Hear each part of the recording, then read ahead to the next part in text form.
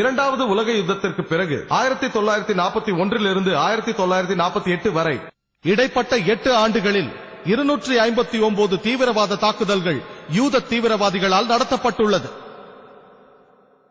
இதில் எத்தனையோ அமைப்புகள் இக்னோ, ஸ்டர்ன் கேங், ஹேகனா, பிரபலமான கிங் டேவிட் ஹோட்டலில் நடந்த குண்டு வெடிப்பை பற்றி உங்களுக்கு தெரியும்.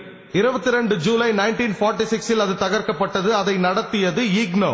அதற்கு தலைமை தாங்கியது மானிக்கம் பிகின்.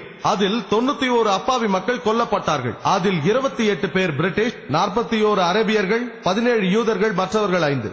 அந்த யூதர்கள் அரபியர்களைப் போல் உடை அணிந்து முஸ்லிம்களைப் போல் சென்று குண்டு வைத்திருக்கிறார்கள்.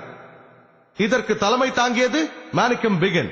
ஆனால் அதுதான் பிரிட்டிஷை எதிர்த்து நடந்த மிகப்பெரிய தீவிரவாத தாக்குதல். அதில் 91 பேர் கொல்லப்பட்டார்கள். இது நடந்த சமயம் மானிக்கம் பிகின் ஒரு நம்பர் 1 தீவிரவாதி என்று பிரிட்டிஷ் கவர்மெண்டால் அறிவிக்கப்பட்டார். சில நாள் கழித்து, சில வருடங்கள் கழித்து அவர் இஸ்ரேலின் பிரதம மந்திரியானார். இன்னும் 2 ஆண்டுகள் கழித்து அவருக்கு அமைதிக்காக நோபல் பரிசு வழங்கப்படுகிறது. கொலைகாரனுக்கு நோபல் பரிசா? ஒரு மனிதன் 1000, 10,000 மனிதர்களை கொல்கிறான். அதன் பிறகு இஸ்ரேலின் பிரதம மந்திரி ஆகிறான், நோபல் பிரைஸ் பெறுகிறான் அமைதிக்காக. எத்தனையோ அமைப்புகள் போராடுகிறார்கள்.